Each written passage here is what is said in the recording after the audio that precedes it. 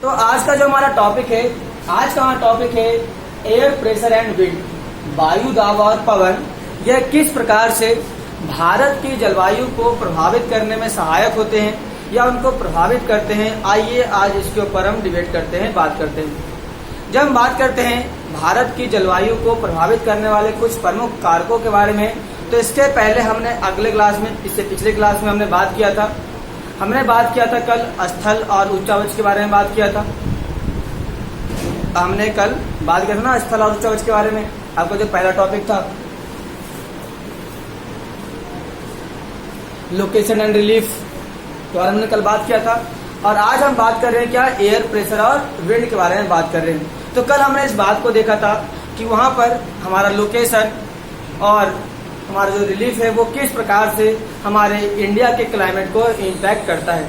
लेकिन आज हम बात करेंगे कि ये मतलब विंड और एयर प्रेशर ये किस प्रकार से इंडिया के क्लाइमेट को इम्पैक्ट करते हैं।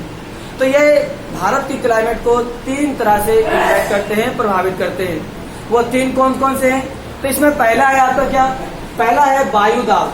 वायु दाब मतलब एयर प्रेशर, और विंड का धरातल मतलब क्या होता है, हमारा जो सरफेस एरिया है उस पर इसका डिस्ट्रीब्यूशन। जैसा कि आपको पता है कि एयर प्रेशर हमारे इंडिया के किस पार्ट में सबसे ज्यादा देखने को मिलेगा, तो एयर प्रेशर इंडिया के सबसे ज्यादा हमें इस वाले पार्ट में देखने को मिलेगा, यहाँ पर। क्यों? यहाँ पर एयर प्रेशर जो है वो हाई मिलता है, ज्यादा मिलता है। इसका रीजन ये है क्योंकि यहाँ पर आपको क्लाइमेट, यहाँ का रीजन, यहाँ का मौसम ठंडा होता है और यहाँ पर ग्लेशियर पाए जाते हैं, जिसके कारण इस पूरे रीजन में आपको एटमॉस्फेरिक प्रेशर क्या मिलता है, यहाँ पर हाई मिलता है। दूसरा हम बात करते हैं यहाँ पर दक्कन प्लेटू के बारे में। तो दक्कन प्लेटू में आपको जो एयर प्रेशर मिलता है वो हाई रहता है, लो रहता है। यहाँ पर एयर प्रेशर लो रहता है, क्या रहता है यहाँ पर, हाई एयर प्रेशर लो रहता है। अब ये क्यों लो रहता है? क्योंकि यहाँ पर टेम्परेचर ज्यादा रहता है। इसके कारण मैंने आपको कल बताया था कि यदि किसी भी जगह पर टेम्परेचर ज्यादा होता है तो वहाँ का जो सरफेस एरिया का जो एयर होता है वो क्या जाता है, उड़ जाता है, जिसके कारण यहाँ का जो एयर प्रेशर होगा क्या होगा, वो लो प्रेशर होगा, कम होगा। क्लियर है? यहाँ पर जब यहाँ पे लो प्रेशर होगा, यहाँ पर हाई प्रेशर होगा, तो इसके कारण यहाँ पर विंड चलेंगे। क्या चलेंगे? विंड चलेंगे, पवन चलेंगी, हवाएं चलेंगी। ठीक है? तो इसके कारण हमारे इंडिया का क्लाइमेट क्या होता है, प्रभावित होता है। जरा देखो, यदि यहाँ पर लो प्रेशर है, यहाँ पर हाई प्रेशर के क्या पर ओशन है, तो यहाँ से विंड ऐसे चलेंगे, चलेगा ना। तो यहाँ से जब विंड ऐसे चलेगा तो यहाँ के आसपास के एरिया के क्लाइमेट को क्या कर देगा, ये प्रभावित कर देगा।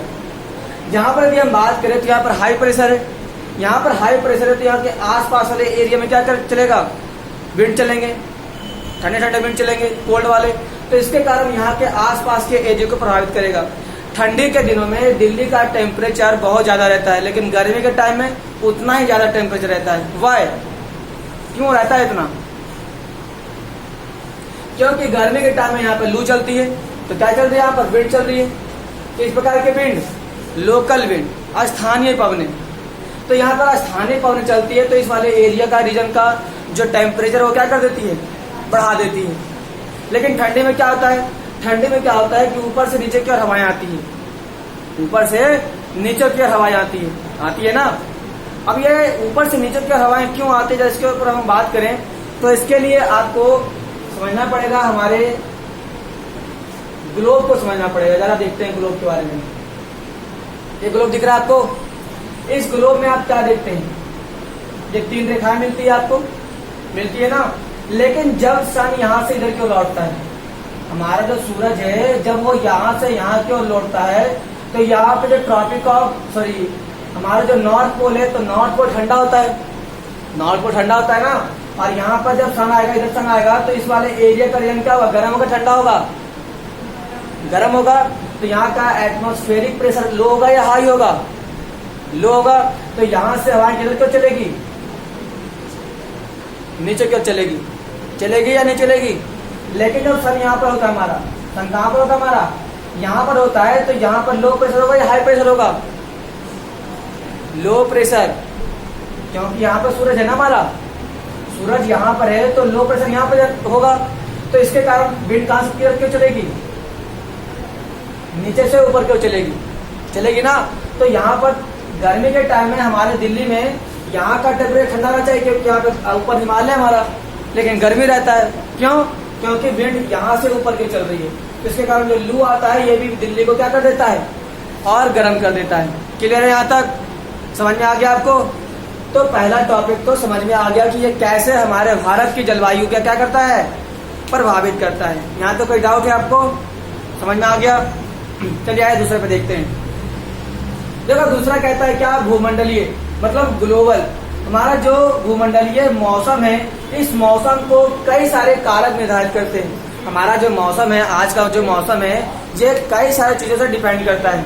जैसे कुछ दिन पहले दिल्ली में बारिश पड़ गई, तो जिस दिन बारिश पड़ी 2-3 दिन तक, तो हमारा दिल्ली का क्लाइमेट बहुत अच्छा था, क्लाइमेट अच्छा था ना, मौसम अच्छा था। लेकिन जैसा ही बारिश खत्म हुई, गर्मी बढ़ गई, तो यहाँ पर उमस बढ़ गया। क्या बढ़ गया?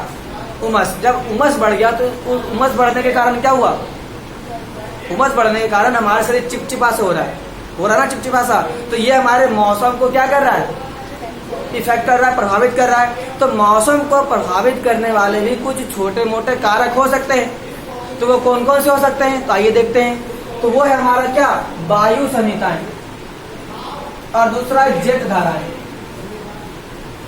वायु संहिताएं और जेट धाराएं, इसको इंग्लिश में हम क्या कहते हैं बताइए?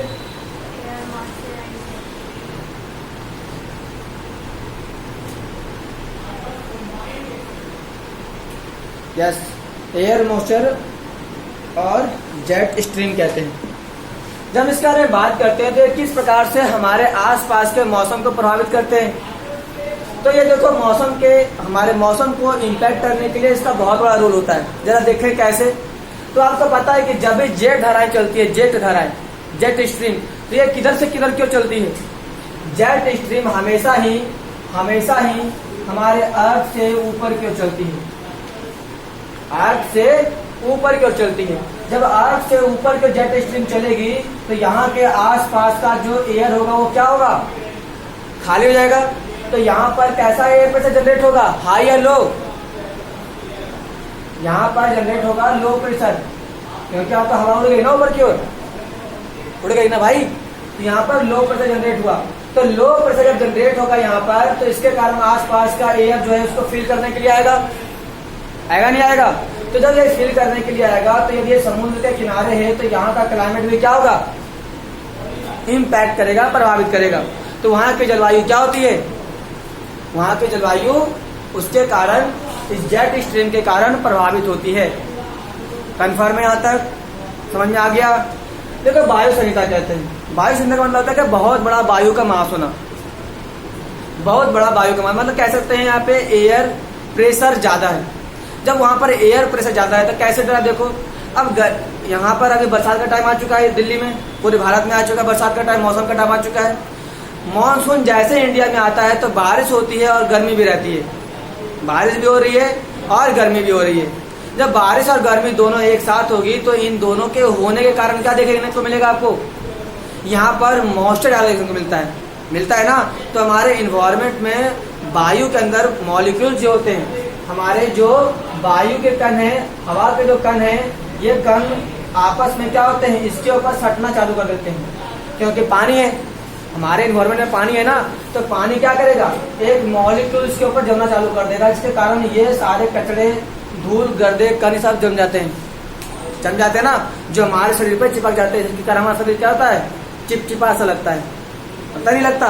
तो इसके कारण हमारे इन्वायरमेंट का जो क्लाइमेट होता है, वहाँ का जो हमारा एयर प्रेशर होता है वो हाई हो जाता है, और ये हाई प्रेशर ही हमारे इन्वायरमेंट के क्लाइमेट को क्या करता है, ये प्रभावित करता है। तो हमने 2 पॉइंट पूरे क्लियर कर लिए। आपको यहाँ तो कोई डाउट है, कोई डाउट है यहाँ तक? आइए हम तीसरे पॉइंट पे बात करते हैं। देखो तीसरा पॉइंट कहता है क्या, पश्चिमी विक्षोभ, वेस्टर्न जो हमारा साइक्लोन है, और दूसरा कहता है साउथ वेस्ट मानसून। ये हमारे क्लाइमेट को कैसे इम्पैक्ट करते हैं, जरा ये देखते हैं। सबसे पहले हम ये बात करते हैं पश्चिमी विक्षोभ है क्या। पश्चिमी विक्षोभ जो है यह एक प्रकार का विंड होता है जो ठंडा विंड होता है, और ये मेडिटेरियन सी से चलता है। मेडिटेरियन भूमध्य सागर से चलता है। जरा अपना एटलस का मैप निकालो, दिखाता हूँ, निकालो एटलस का मैप।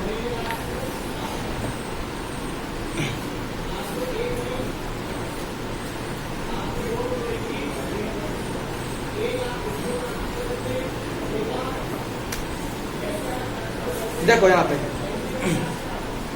आप इस मैप में देखेंगे तो इस मैप में देखो ये जो आप एरिया देख रहे हैं, ये वाला एरिया, ये आपका भूमध्य सागर है, ठीक है। ये एरिया आपका क्या है? भूमध्य सागर। इसको थोड़ा हम लेके चलते हैं यूरोप वाले मैप में, तुम्हें सब साफ साफ दिखाई पड़ेगा।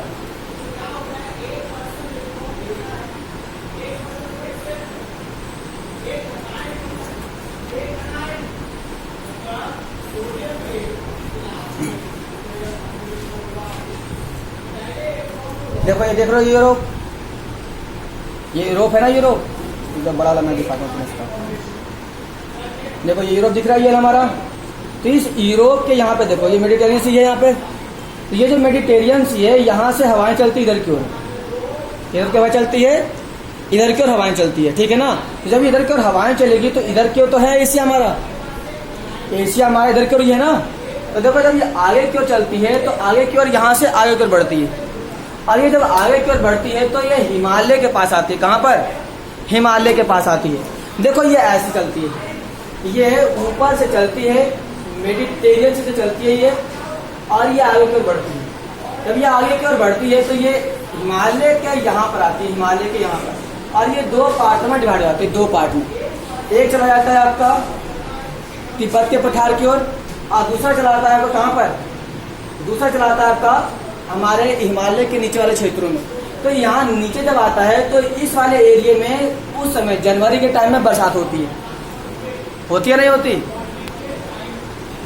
जब यहाँ पे ठंडी के टाइम में बरसात होती है तो कभी आपने सोचा यार इस समय बरसात कैसे हो रही है? आपने कभी ये सोचा कि इस समय बरसात कैसे हो रही है? दिसंबर में, जनवरी में कुछ थोड़े टाइम के लिए बरसात होती है ना, टाइम के लिए। तो वो बरसात कुछ समय के लिए जो हो रही है, वो बरसात कहाँ से हो रही है और कैसे बरसात हो रही है? तो वो जो बरसात होती है वो पश्चिमी विक्षोभ के कारण होती है, ठीक है। क्योंकि जब ये यहाँ से हवाएं चलती है तो ये हवाएं एक प्रकार का ठंडी हवा है ना, और ठंडी हवा जब यहाँ पर आती है तो यहाँ पे और क्लाउडी हो जाती है, संघनित हो जाती है, क्योंकि यहाँ पे पहले से ही क्या है? हिमालय है। तो इसके कारण यहाँ पर और जमा होने के कारण, बर्फ बनने के कारण, बादल बनने के कारण यहाँ पर बरसात हो जाती है। तो ये पूरा जो नॉर्थ रीजन है हमारा, पंजाब, हरियाणा, हिमाचल प्रदेश, उत्तराखंड, दिल्ली, यूपी, बिहार, यहाँ पर आपको हवाएं चलती है। तो इसके कारण यहाँ पर क्या होता है? जनवरी के टाइम हल्की बारिश होती है। तो उस समय आपने सुना होगा कि अरे हमारे गेहूं में जनवरी के टाइम जो बरसात हुई थी ना, वो बहुत फायदेमंद हुई थी। इसके कारण आप लोग देखते हैं कि जनवरी के टाइम आपका जिस फसल में पानी लग जाता है, मतलब पानी दे दिया जाता है, वो फसल अच्छी होती है ना अच्छी। तो क्यों होती है अच्छी? क्योंकि उस समय बरसात का पानी पड़ गया और उसको नीड होती है वो। अब दूसरा पॉइंट आता है क्या? दूसरा आता है दक्षिण पश्चिम, साउथ वेस्ट मानसून। तो साउथ वेस्ट मानसून हमारे इंडिया के क्लाइमेट को कैसे प्रभावित करते हैं? तो आपको पता है साउथ वेस्ट मानसून कैसे आता है? ऐसे देखो यहाँ पे, ये साउथ है हमारा और ये वेस्ट है हमारा, तो यहाँ से मानसून आता है ना। तो जब यहाँ से मानसून आएगा तो इस पूरे रीजन के एरिया में हमारे क्लाइमेट को क्या कर देता है? बदल देता है। जैसा कि आप देखते हैं कि जैसा यहाँ पे मानसून आता है, यहाँ के जितने भी पेड़ पौधे रहते हैं, जंगल रहते हैं, पहाड़ियाँ क्षेत्र रहती है, पूरे हरे भरे हो जाते हैं, पूरे हरे भरे हो जाएंगे।